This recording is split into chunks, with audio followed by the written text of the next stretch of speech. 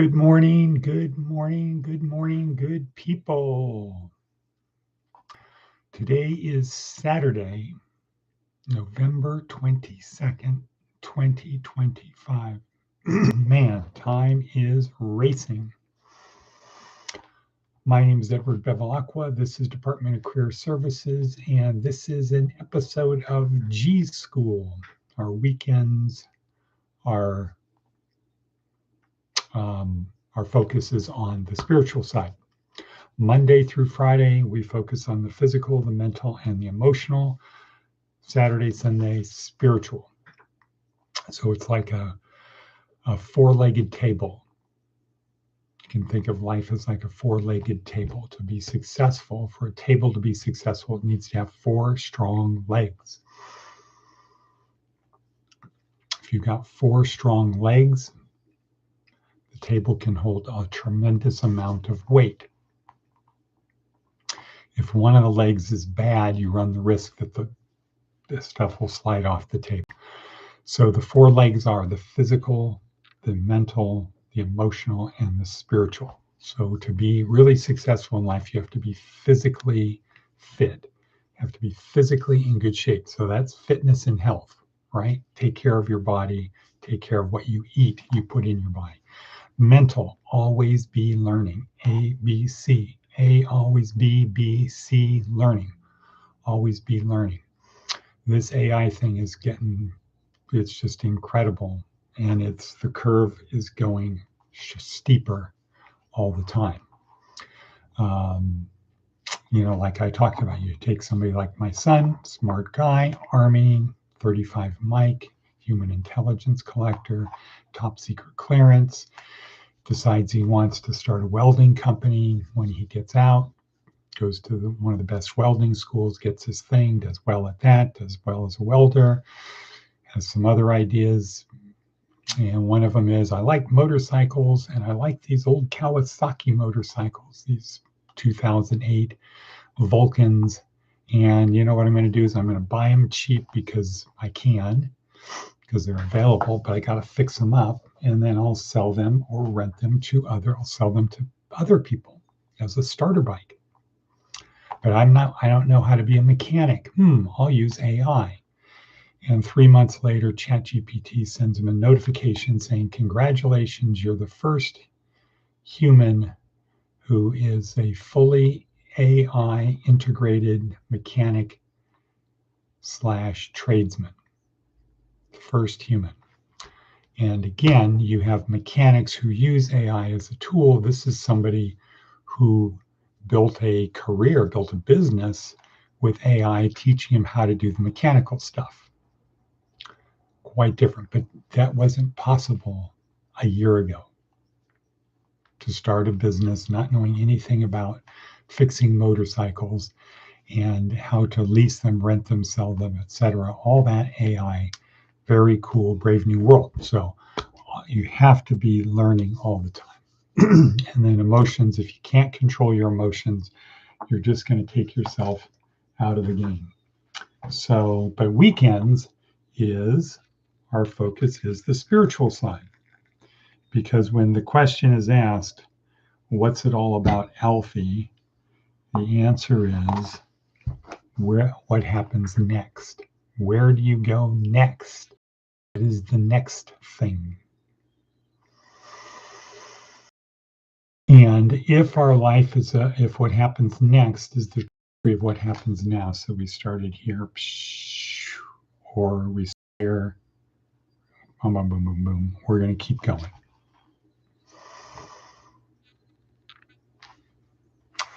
Based upon Jesus's teaching, right? But he was more binary. You're either going this way or you're going that way. It's like an elevator. You're either going up or down. There's no million things in between.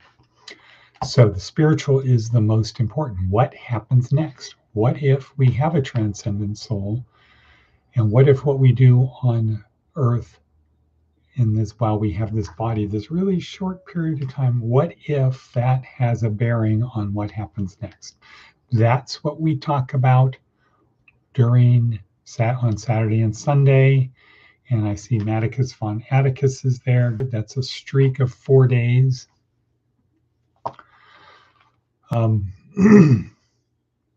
So today's theme is a really good one. Really, really good shoe. Can nuns be saved? Can nuns be saved, people? And when I say nuns, I mean those women wearing those black outfits. No. I mean the nuns, N-O-N-E-S, the ones in the Pew Research poll that they say, what is your religious thing? And they say, none. I don't have a religious affiliation. It's not my shtick. I don't do that. There we go. Wait, where am I? Okay. So can nuns, people who are spiritual but not religious, I have my own thing, I'm a good person, do good stuff, can they be saved? That's the question. Before we get to that, and you want to put in your votes, put in the comments down below. Advice from an 80-year-old: do not pray for easier lives. Pray to be stronger. All right, pray to be stronger. Give me the strength. Give me the strength to do your will. Okay. Seth Godin. Infantilization. Infantilization. The worst sort of powerlessness happens when we're seduced into doing it ourselves. Waiting to get picked, repeating and rehearsing negative self-talk, only choosing from the available options, refusing to do the reading, not having a budget, not having a timeline, avoiding new ideas, undermining our own work, seeking useless criticism, avoiding useful feedback, having a tantrum, focusing on the short term, avoiding generous connection. Right. The worst sort of powerlessness happens when we're seduced into doing it ourselves. Doing it to ourselves. That's the worst part of powerlessness. One of the women in our house yesterday said, when she met me, she said, "Oh, I thought that guy was Ed. Who are you? Nobody around here ever introduces themselves." And I said, check this out, homie. The thing to do is to introduce yourself. Hey, my name is Heather. And guess what will happen? That's one of the biggest things I notice across the board from the people that we help, powerless people who are generally mostly powerless. They don't introduce themselves. They don't say, "Hi, my name is blah blah," or "Hi, I'm Todd. Hi, Todd, I'm Tucker." That's George Carlin. Goofy boys' names. Goofy boys' names. Eddie, that's a good name. Mikey, Johnny and Jimmy, Billy and Bob. What happened to those names? Todd and Tucker and Kyle and Blaine. Okay, so that's George Carlin. That's not me. But I say Roy is a good name. That's a solid name. Roy. Yeah, that's a good name. Henry, that's a good name too. Roy Henry. Clever. Okay, so can nuns be saved? And I'm talking about the ones that say, I am a good person. I do good. I just don't believe in religion, and I don't believe Jesus is the Savior.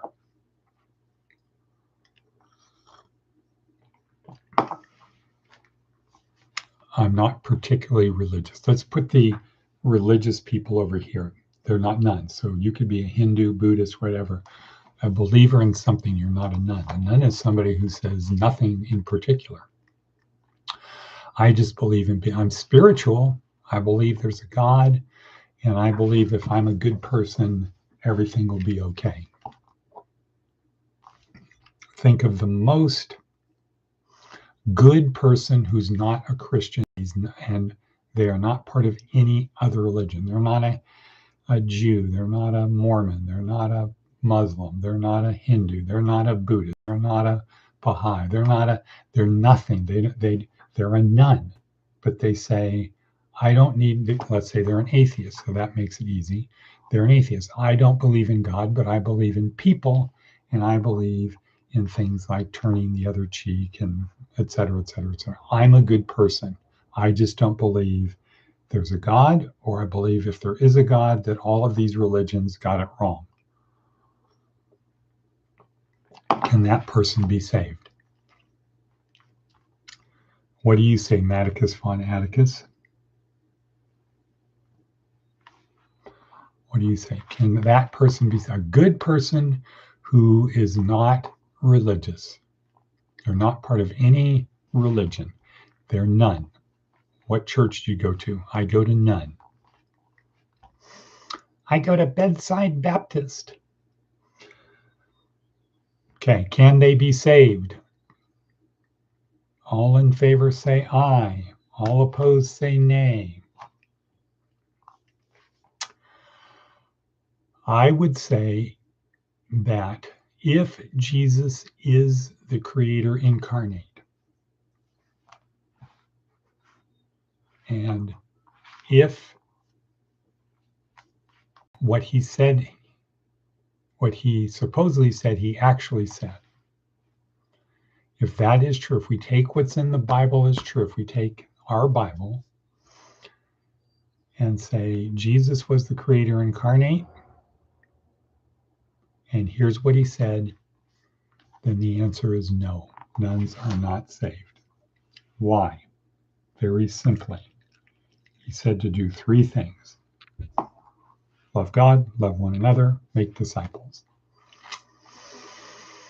And he said, there will be people who say, we did all of these things in your name. We performed miracles. We prophesied. We did all of these things in your name. In other words, these are people who are religious people.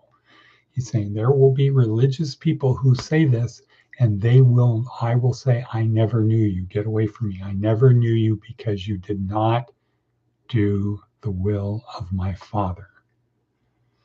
You did not do the will of my Father. In other words, you didn't do the three commandments.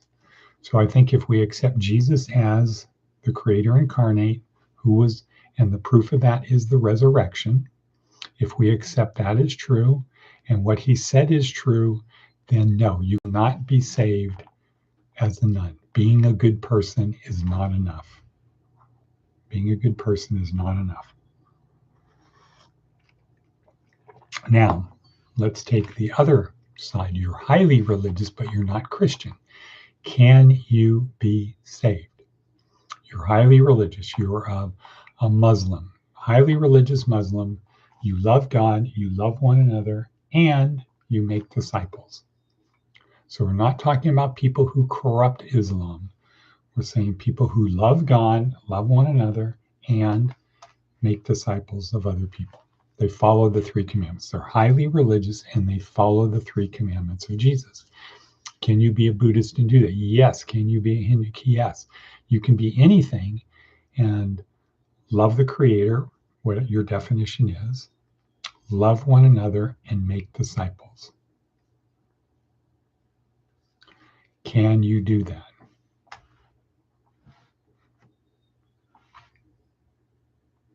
Can you do that? Now, well, let's focus on this first. Can you be saved if you're not a Christian? Can you be saved? So you could be a good person and not religious, and we said you cannot be saved. The question is, can you be religious and non-Christian and be saved? And the answer is yes, if you follow the three commandments. That's what Jesus' message was, the three commandments. When he said, I am the way, the truth, and the life, no one gets to the Father except through me. He's talking about the commandments. He's not talking about a religion that has not been created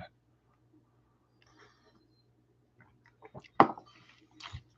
So that's what Karl Reiner, the highly influential Jesuit theologian called the anonymous Christian. They didn't know they're Christian. What? That doesn't even make any sense. No. Matthew 25, when Jesus is talking to the sheep and goats, the sheep didn't even know they were helping Jesus. They didn't know that. When did we see you? When did we give you food when you're hungry? When did we do all of these things that you said we did? They were not following Jesus. They didn't see the stuff they were doing as Jesus, but they did the 3 commandments. The problem with the nuns is they don't love God with all their heart and mind. So there is no God, or it's an amorphous thing. Love one another, make disciples. You have to do those 3 things. So the point is, if you do the 3 commandments, you can be saved. If you don't do the 3 commandments, it doesn't matter how good of a person you are, you will not be saved. Now, that begs the question, what does it mean to be saved? And Jesus gives us the answer: to become one with the Father and I. I am in you and you are in me, and we are one. What is God? God is spirit.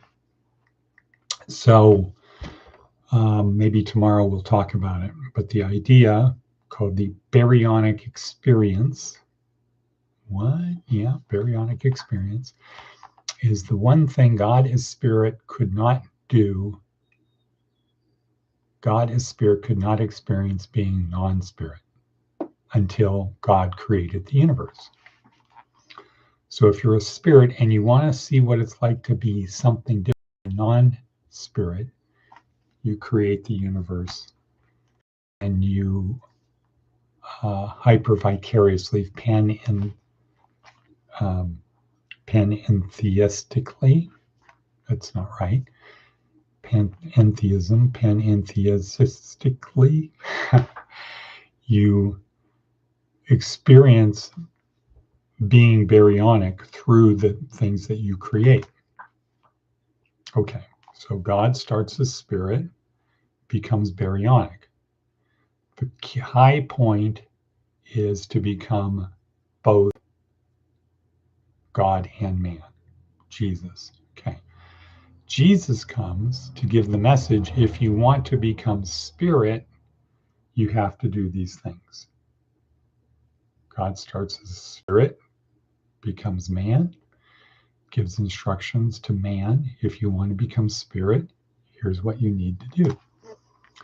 Comes full circle. How about them apples? You like apples? How about them apples? So once again, to recap, can you be saved? Meaning what? What does it mean to be saved? Well, what it means to be saved is to become one with the Father, to become spirit, where we are one with God. Per the Bible, to become one with God. Can you do that if you do not believe in God? Okay, if you're a nun, can you do that? And the answer is no. It doesn't matter how good you are, you will not do that. Can you do that if you are religious but not Christian? If you follow the 3 commandments? Can you do that? Yes, you can. And one of the biblical examples, very clear, would be the sheep and the goats. Matthew 25, where the people who were saved were the ones who didn't even know that it was Jesus. We didn't know it was you. When did we give you food? When did we give you drink? When did we clothe you? When did we help you when you're sick? When did we visit you in prison? When did we do that? When you did it for the least. The goats, the religious people who didn't help out, they said, well, when did we see you hungry? When did we see you? Meaning they know Jesus, but they said, when did we see you as this? And not feed you, give you drinks, help you when you're clothing, when you're sick, in jail, etc., prison. When did we not help you when you were there? Meaning we know who you are. We never saw you this way. When you didn't do it for the least of mine. So you can be saved if you follow the commandments. You won't be saved if you don't follow the commandments. Okay, we're going to call that a day. We're going to call it quits. Now, if you're still there, if you haven't like, oh, this guy sucks, he's wrong. If you're still there, this is really for people who are non-Christians, to lead them to Jesus. This is just part of it, to lead them to Jesus. This is, if you're already a believer, great, then you just need to focus on the 3 commandments. If you're not a believer, this would be a step to help you turn to Jesus, get involved in a church, get properly discipled. We're just trying to get people to change their orientation from away from Jesus to Jesus. That's all we're trying to do. No big deal. But there is solid empirical evidence that Jesus was who he said he was. And we're out of time, though. Maybe tomorrow we can pick this up. All righty. And cut.